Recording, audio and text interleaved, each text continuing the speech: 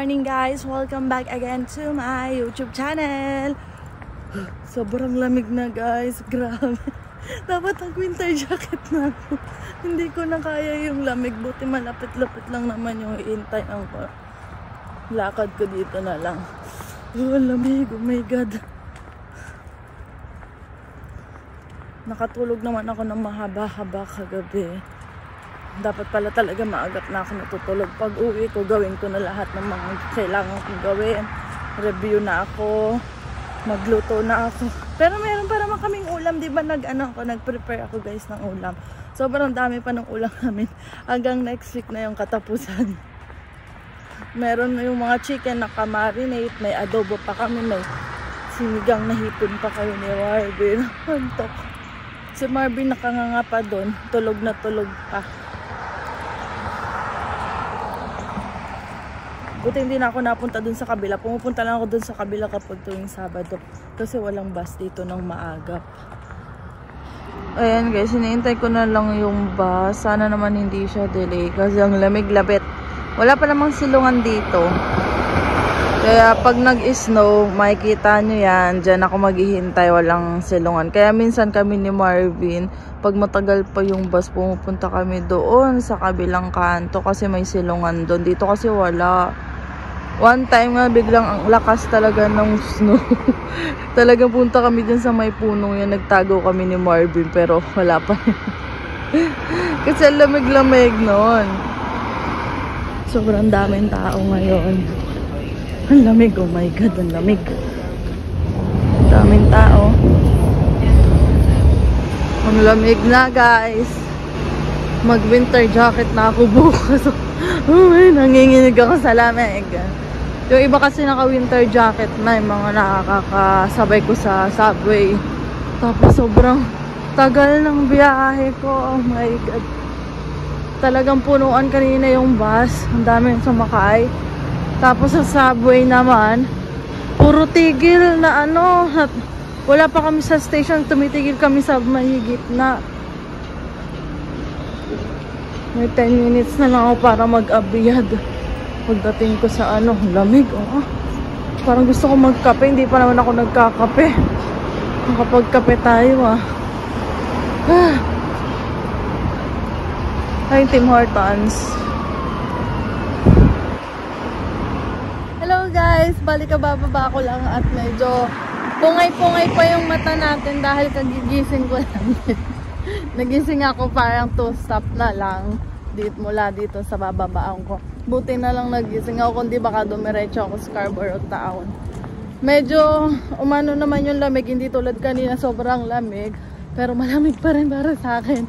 Naalala ko may tinanungan si Marvin, yung isa namin kasama na dito na pinanganak. Balahi siya eh, hindi ko natanda ko ang lahi. Tinanong ni Marvin kung nalalamigan daw siya, sabi niya hindi daw, kasi sanay na daw siya. Kasi parang ano pa rin daw, summer, ganyan. Na-enjoy pa rin daw niya. Nakasando lang kasi siya. Tapos sabi niya sa amin, siguro ano, naninibago pa rin kayo sa amin. Ganyan. Kasi syempre, magwa 1 year pa lang naman kami. Nalamig pa rin ako. Tingnan niyo't mataas ang sikat ng araw. Natatakpan lang ako ng punong malaki. Kaya hindi ano, pero pag nandun ako, ang lumig. Huwag lang hahangin kasi ang lamig. Ganon din pag ng winter.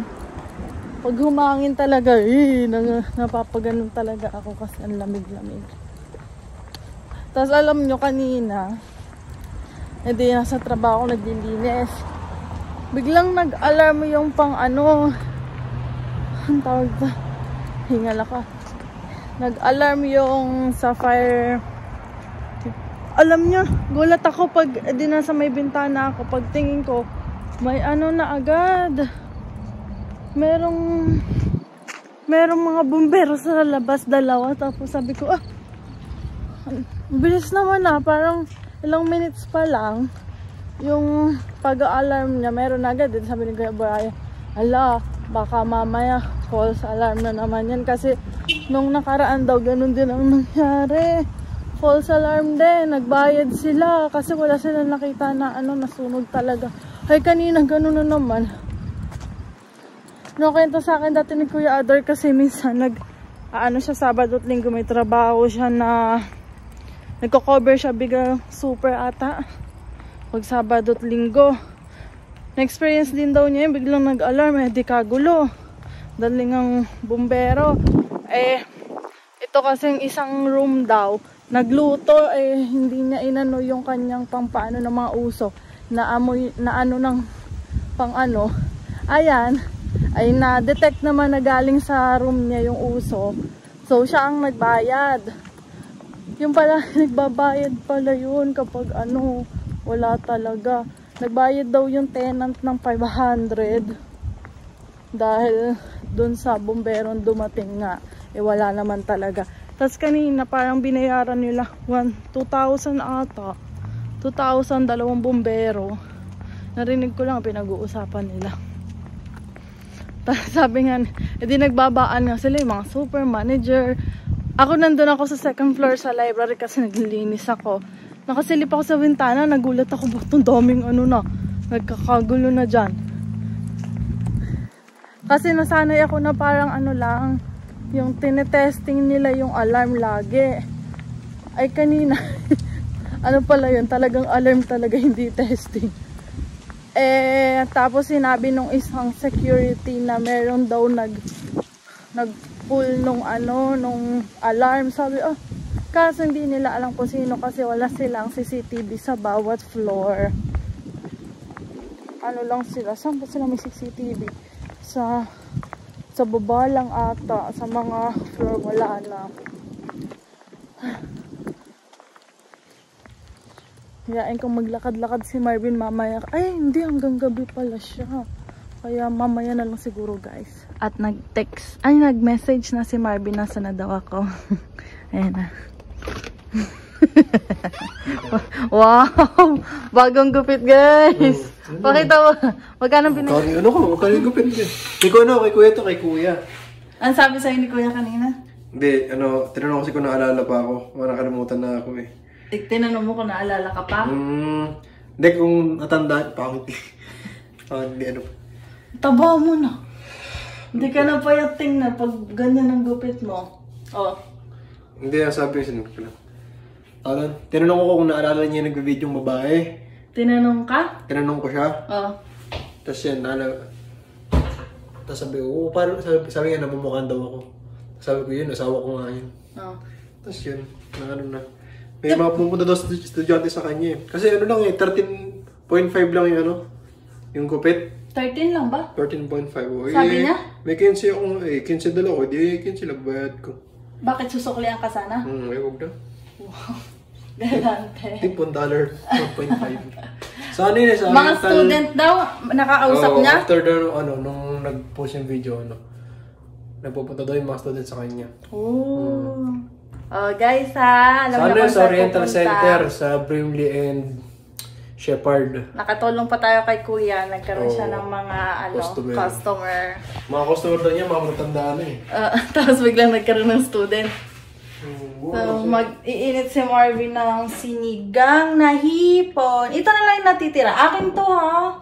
Mag-chicken ka na lang uli. Konti na yan. Ako na to. Konti lang yan. Wait, magluto ka rin ng chicken. Para may chicken. Na lang ako. Para may chicken din tayo. Dali. Ang dami pa ng chicken. Push up yun. Dali. Kain na tayo guys. Sinigang aming ulam. Kanina adobo ang aking bit-bit. Ngayon ay sinigang naman tayo. Kain na bebe. Last na to. Wala na uling hipon. Next month uli. Kuha tayo yung shrimp naman na garlic. Next month uli ba? Guys, nagmadali na si Marvin pumasok sa loob dahil mayroon pa pala siyang klase nga pala online. So, gagawa ako ngayon ng pork siomai pero wala kaming carrots kasi biglaan lang. Kailangan na namin tong magamit, tong giniling dahil baka masira na. Kaya biglaan. Tapos gagawa ako ng kikiam. Magkikikiam tayo, guys. So, easy recipe ng siomai. Bali, nagsiomai kasi kami sa Pilipinas. Nagbebenta kami dati ni Marvin. Kaya, medyo alam ko paano gawin. Kaya, gagawin na natin. May molo ako dyan nung last week 2 weeks ago ko pa ata siya nabili. Eh, hindi pa kami makapaggawa ni Marvin kasi busy. So, gagawin ko na lang ngayon. Simulan na natin. Siyempre, kuha tayo. Ay, bawang sibuyas. Bawang sibuyas. Konti lang naman kasi, kaya pwede na, ay, dalawahin na natin guys, yan, dalawa. Saka kailangan, wala na tong toyong to Kailangan natin ng, unti na ng oyster sauce namin, bibili na ako. Tapos, toyo, kailangan natin ng toyo, yan, toyo. Toyo. Tapos, itong pepper. Tapos, na doon na yung asin guys. Tapos, ito naman yung mga kailangan ko para sa aking kikiam. Flour, asukal, sardinas, tapos cornstarch, saka baking powder, guys. Yan mga kailangan ko. Saka pamienta din. Hindi nakita yung mukha ko, guys, ha? Kasi anuhin ko to. Para mahalong-halo. Gustong-gusto nila tong siomai namin kasi sobrang lasa daw. Ang dami naming nabebentang ganito, guys. Ba't ganito yung yung giniling, grabe yung pagkaano niya. Giling na giling, Iba yung sa Pilipinas, Ito kasi nakabalot na yung sa Pilipinas, talagang ginigiling sa harap mo, Mga frozen na kasi ito, Tingnan nyo.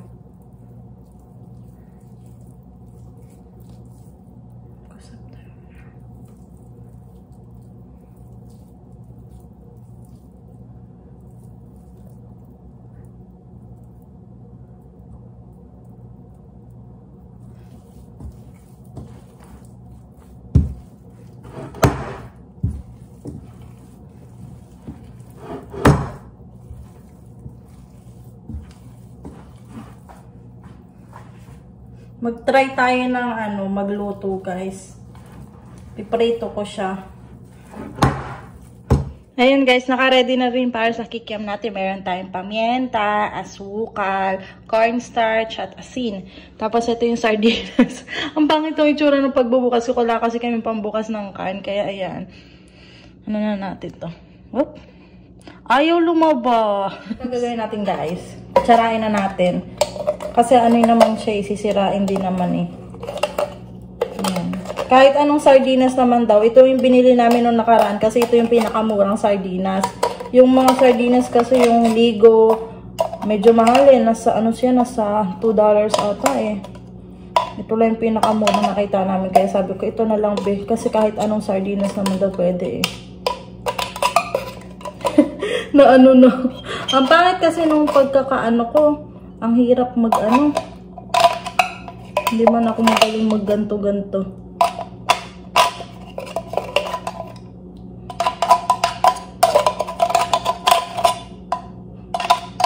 Hindi ko naman napansin na wala pala to nung iniikot, guys.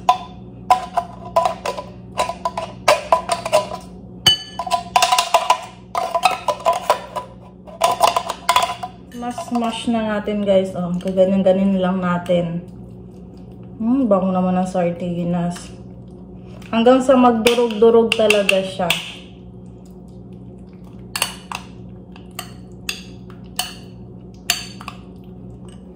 Ayan, guys, meron na rin siyang egg. Ilalagyan na natin yung mga ibang pang kailangang ilagay. Guys, inilipat ko siya ng lalagyan dahil maliit pala yun. Maglalagay nga pala ako ng harina tsaka cornstarch. Tsaka yun yung egg. Tapos ilalagyan na rin natin itong mga to. Ayan, guys, sinahalo ko na. Hindi ko makita yung panghalo talaga namin. Kaya itong kutsarang pinang-iikot kong ganyan. Ayusin ko lang to, guys. Kasi naman gumagawa ako noong manong sauce na para sa kikiam. Bali, meron niyang toyo, asukal, cornstarch, pamienta, asin. Palapot. Dapat tumalapot. Okay. Haluin natin. Opak. Okay ng sauce natin. Pwede na. And guys, magbibilog na tayo. Ayan.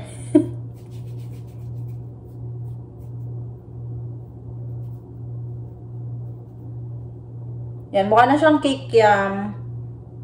Sana yung lasang kikiam. Ayan. So, lalagay ko na siya dito. Ba't parang di na nainit?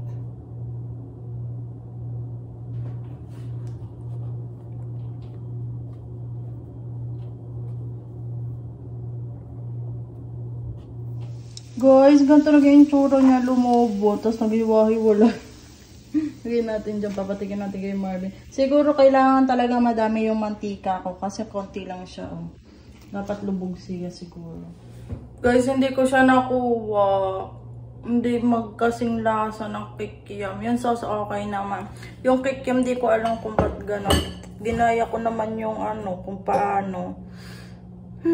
Naghiwa-hiwalay kasi siya lumobo. Tapos, ang hirap naman. Pero susubukan ko ulit ito, guys. Gagawa ulit ako sa susunod. Siguraduhin ko masarap na. Try naman natin yung siomai. Ito na yung molo, guys.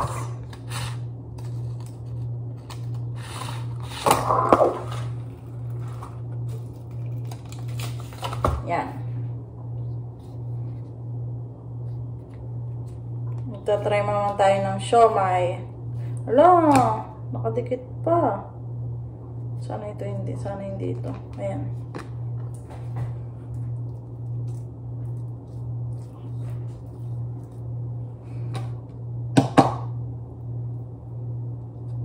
Akong tinong nilagay ko. Damihan natin. Tayo rin naman ang kakain. Diba? Yan. Siomai! Pa-fried natin to, guys. Magluto ako ng 5.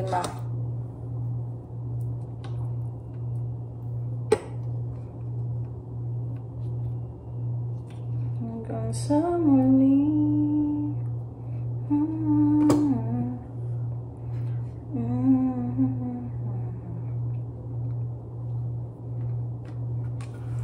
Siomai.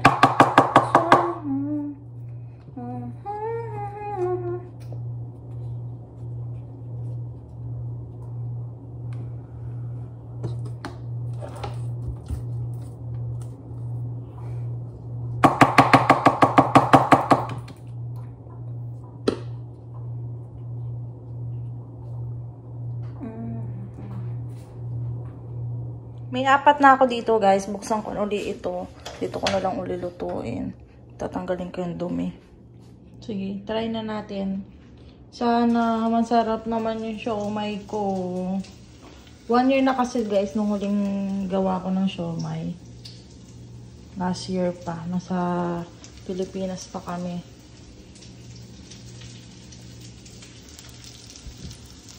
Ay, kalat. Ang dumi. Linisin ko na to. Fried na fried,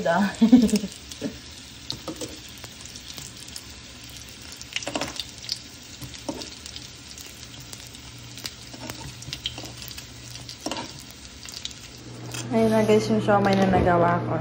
Dami na din. Natikman na ni Marvin na sa loob, kaya bibisitahin na natin. Okay, tapos na rin yung ako maglinis dito. Oh. Wala na mga dumi. Punong-puno. Oh.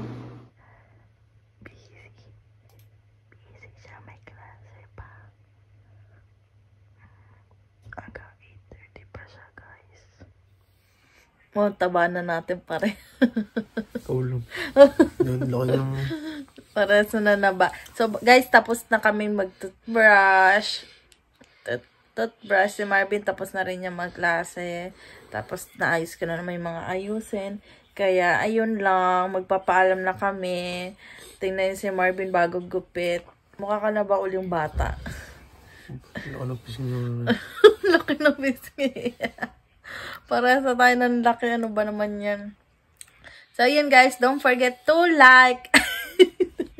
Don't forget to like and subscribe to my YouTube channel. At pwede rin po ba akong manlambing ng konti, pa-like and follow po sa Facebook page ko na Crystal Larita po.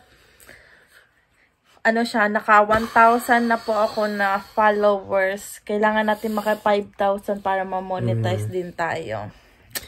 Tapos yun, yung Oriental Center. Promote mo ulit si Kuya. Si Kuya. Kuya Rolin eh. Sa Oriental Center. Brimley and Shepherd.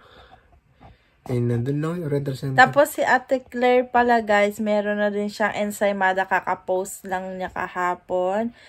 Meron naman po siyang page na ko na naman sa, doon po nasa Facebook page ko po, shinare ko po doon yung kanya ensaymada, saka yung name ng page niya po. Message na lang po kayo pag i-order kayo ng egg pie, ensaymada. Tapos yung mamon yun butter cheese mamon. Hello, miss ko ng egg pie, be. Gastos. Wala pa kami pang ngayon kasi na yung gastos namin ngayong month. So, next month pa kami makakabili kung sakali, guys. So, yun lang. Paalam na, guys!